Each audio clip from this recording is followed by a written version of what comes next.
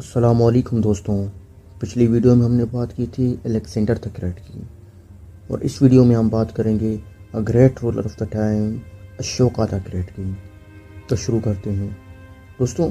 Alexander کے ہندوستان کے واپس جانے کے بعد یہاں کے مقامی لوگوں میں کئی چھوٹے موٹے بادشاہ رولرز ابھرنا شروع ہو گئے، اور وہ اپنے لوگوں پر بہت ہی زیادہ بے رحمی کرتے تھے. مقامی لوگوں پر ٹیکسز لگا دیتے، غیر ضروری پابندیاں بھی عائد کرتے تھے. یہ بے رحمیاں مقامی لوگوں پر چلتی رہتی تو ان کے لیے ایک روشنی کی راہ نکلتی ہے. تو انہی بادشاہوں میں سے، چھوٹے موٹے رولرز میں سے ایک رولر نکلتا ہے جو کہ ایک بہادر رہنما نکلتا ہے، جس کا نام ہوتا ہے چندر گپتا. اور اس رولر کو آج بھی ہندوستان کی ہسٹری میں ایک اچھے نظریے سے بادشاہ کو دیکھا جاتا ہے.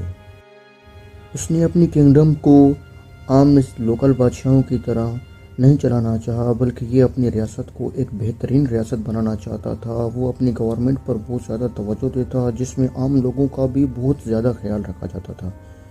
لیکن چندر گپتا کی موت کے بعد اس کا بیٹا اپنے باپ کی پیروکاری پر چلتا رہا. اس نے بھی بہت ہی زیادہ اچھے لوگوں میں ایک رہنمائی لی، لیکن اس کی زندگی بھی زیادہ ساتھ نہ دے سکتی، اور وہ بھی 273 BC میں چل بسا. اور اسی کے ہاں جنم ہوتا ہے ہندوستان کے گریٹسٹ بادشاہ کا، اور اس کا بیٹا جو کہ ہندوستان کے سب سے بڑے بادشاہوں میں تصور کیا جاتا ہے، جس کی ریاست مشرقی بنگال سے لے کر مغربی افغانستان تک پہنچی، جس کا نام تھا the great ruler Ashoka. Ashoka صرف 21 سال کا تھا.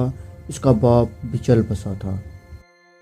ایٹ دا ٹائم اشوکا جو کہ ٹیکشلا یعنی آج کے ٹیکسلا کا گورنر تھا، بچپن ہی میں ہنٹنگ، تیر اندازی، تلوار بازی کا ماہر ہو چکا تھا. جب یہ ریاست سنبھالتا ہے تو اپنے منفرد اور سخت طبیعت کے انداز سے بہت ہی زیادہ کامیابی حاصل کرتا ہے.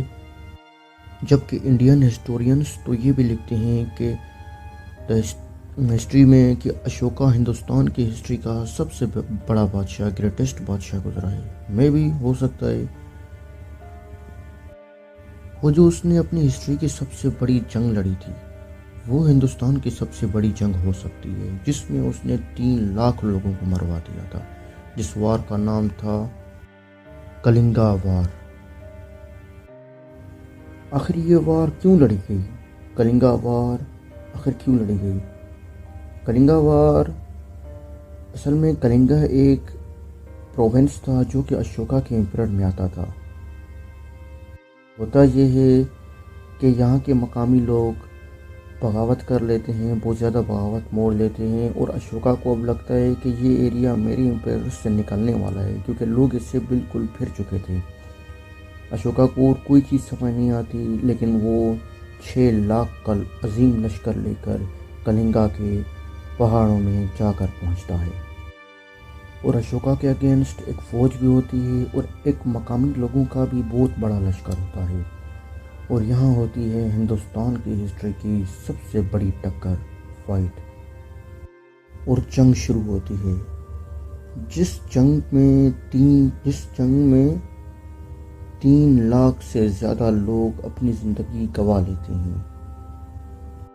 اور آخرکار یہ جنگ اشوکا ہی جیتتا ہے. لیکن اشوکا جب یہ اپنے ریجن میں اپنے ہی لوگوں کی یہ ڈیڈ باڈیز، یہ لاشیں 3 لاکھ لوگوں کی دیکھتا ہے تو وہ اسے کافی ناپسند کرتا ہے، اور یہ وہ دیکھ کر سمجھ جاتا ہے کہ اس سے امپیرر کا نقصان ہی ہے، اس سے کوئی فائدہ نہیں ہونے والا. یہ اس جنگ والے سسٹم کو غلط قرار دیتا ہے.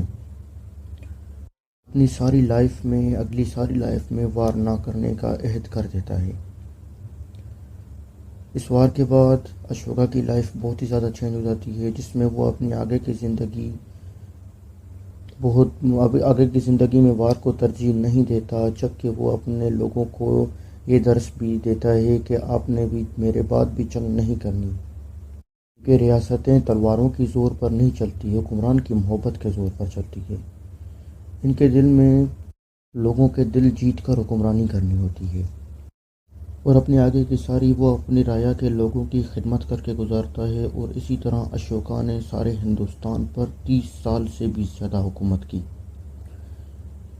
اور 232 PC میں اشوکا اس دنیا کو چھوڑ کر چلے جاتے ہیں۔ دوستوں، تو یہ تھا اشوکا کا تھوڑا سا لائف سٹائل، اور اس سے پہلے ہم نے بات کی تھی الیگزینڈر دی گریٹ کی، وہ بھی ویڈیو آپ دیکھ سکتے ہیں۔